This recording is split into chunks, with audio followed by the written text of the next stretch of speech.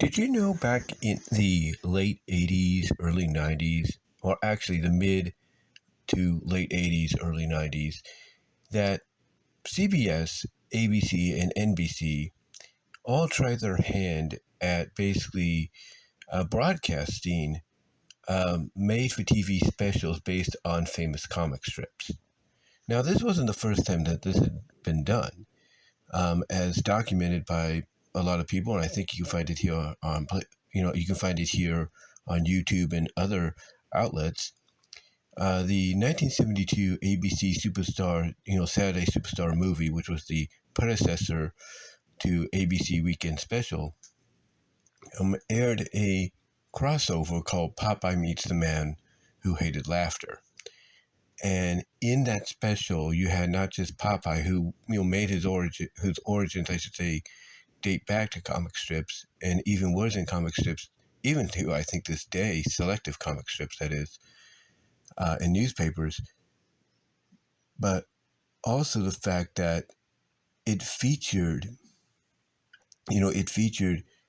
established comic book characters like High and Lois and their family, Blondie and Dagwood and their family, Beetle Bailey, you name it. Any comic strip that was well known at that time, made their animated debut in that 1972 special.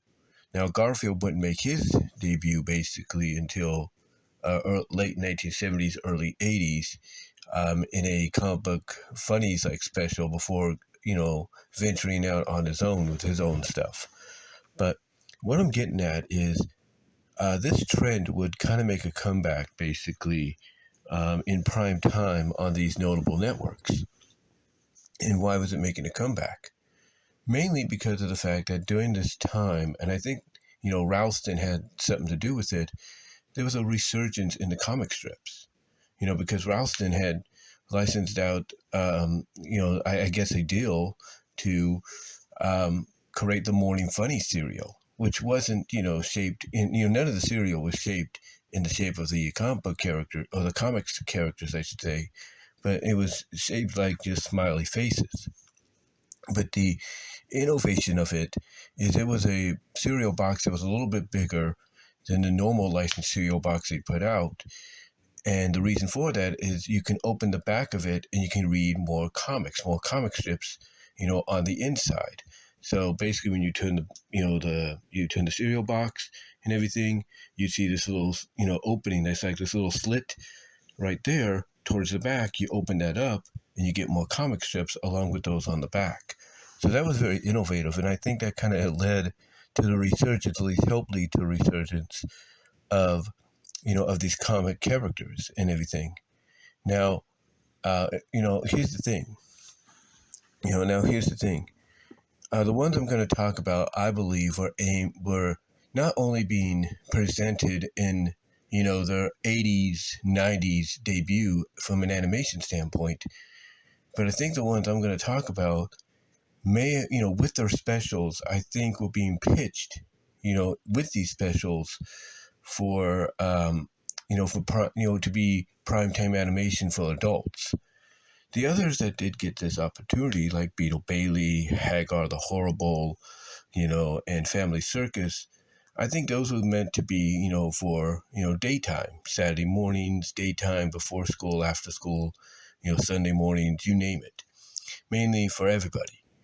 But the ones that I'm noticing, here on YouTube, are comic strips like Cathy and Blondie Dagwood. Now, the reason I bring them up is because when you watch those specials, there's 3 Cathy specials, by the way, 3 Cathy specials.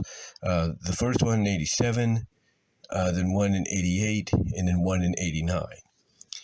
And Blondie and Dagwood had 2 of them, as far as I know, and that was, Blondie and Dagwood, and then the wedding workout special, if you will. And along the way, like I said, you had Hagar the Horrible, Beetle Bailey, they all got, specials as well. But what was interesting, though, about it is when you compare Beetle Bailey and Hagar the Horrible, I'm not saying Hagar the Horrible wouldn't have made it for a good adult animated primetime series, but he only had one special. And the guy that was voicing him was Peter Cullen, Optimus Prime. So, so obviously with that resonating with the kids watching it, obviously they knew, well, if we're going to make a show out of this, it can't be a primetime adult show.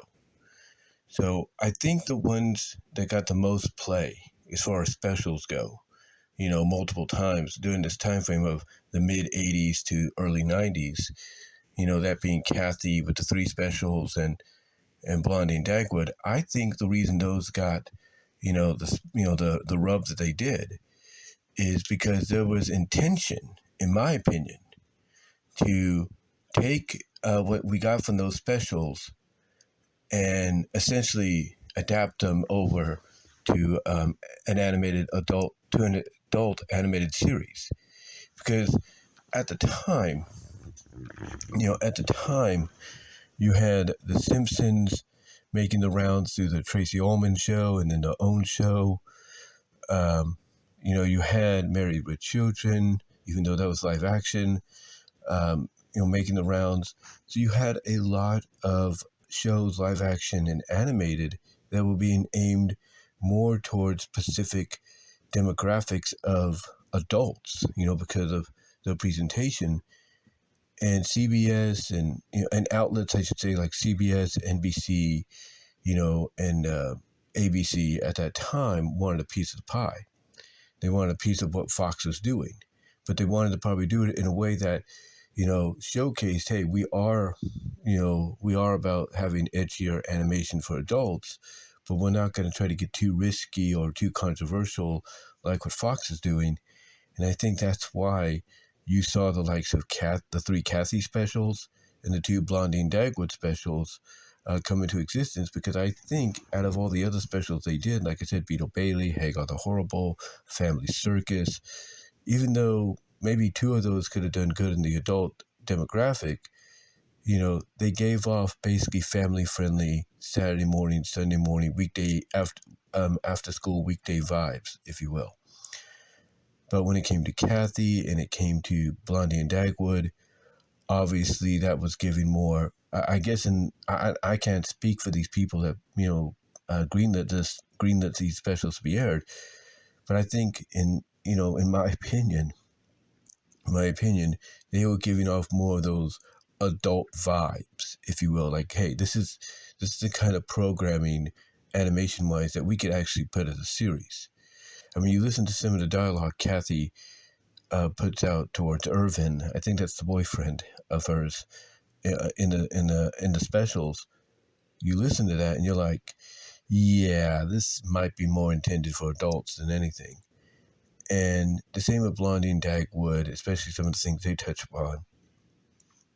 So to me, when I look at these, and I'm bringing this up because I'm getting recommended to these specials on YouTube.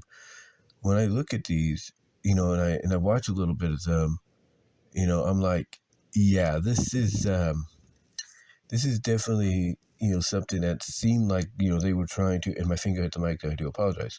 That does seem like this was something they were intending to spin off on its own as a show, as its own series. So that way you could have the comics you would read on a daily basis, including the colorized Sunday comics. And then along with that, you could have on a certain day in prime time an animated adult version of, let's say, Cathy, or an animated adult version of Blondie and Dagwood, if you will. That would be, like I said, not as controversial or risque as something like The Simpsons at that time, but basically made to the point that you could tell, categorized and made to the point that you could tell it's meant for the adult demographic. And I think that's why, obviously, again, when you look, at that time frame between the mid 80s to early 90s, and the comic strips that got the most specials, that being Cathy and Blondie and Dagwood, I think that was the intent. I really do. Because if they were going to plan to do that, with Hagar the Horrible, who definitely, when you look at, that comic strip, could, from an animation standpoint, could lend itself to being an adult animated series. Again, I think what held it back is Peter Cullen was, who was known for being the voice of Optimus Prime at the time. Basically, Peter Cullen, basically, I think that's what held it back because kids would recognize, that voice as Optimus Prime or as Ironhide, and it's like, okay, this is not going to work. If it's going to work, we got to get somebody that sounds nowhere near identical to them, if you know what I mean. And Beetle Bailey, well, that's basically, let's say, to a lot of fans, that might work too, but when kids watch it, and I think at that time they were also doing reruns of the classic Laverne and Shirley in the Army and Olive in the Army kind of thing, Olive Oil, in the Army. I think that's what kind of vibes it gave off to them. So it wouldn't be like, oh, it's an animated Army show for adults. It gave, it would be more reminiscent of those cartoons from the past. Kids watching the reruns would get that vibe. Now, Family Circus, obviously, you would say that could work. Look, the people that created Family Circus were Christians. And here's the thing, just like Charles Schwartz had certain restrictions with the Peanuts, how they could be utilized, the same with the Family Circus. There is no way the people behind Family Circus would want their characters to be represented in any adult manner. They're meant to be more for the families, and that's it. And yeah, they got a ton of specials, but it was based on, it was basically based on the popularity of the characters and the fact that, they could be funny, but also they had the moral value. But they also had moral values that, made them popular towards, like, they could be funny, but they didn't have to go too far or controversial to be funny. They didn't have to rely on adult humor, or innuendos to be funny. So that's what made them popular, the fact that they had a balance scene of, hey, this is a show for everybody, mainly families, if you will, because it's, it doesn't have to depend too much on the riskiness in dialogue and innuendos, like what Cathy does, or like what Blondie Dagwood kind of, might allude to. And that's why I think the more primetime specials you saw in the mid 80s to early 90s, based on comic strips, were, outside of Peanuts, that is, I should say, let me correct that, outside of Peanuts and Garfield, that is, the ones you saw the most of were Cathy and Blondie and Dagwood. And to me, it was to not only try to find the next Garfield or the next, Peanuts that they could adapt into animation, but it was basically to find, in my opinion, the next adult animated series that could be their Simpsons, if you will, their answer to the Simpsons on Fox. And that's why I think with Cathy, she got the most animated specials of any of those characters, even Blondie and Dagwood, because I think they saw potential with her being that answer of, hey, that's our next Simpsons kid. That's our Simpsons show. That could be our Simpsons show.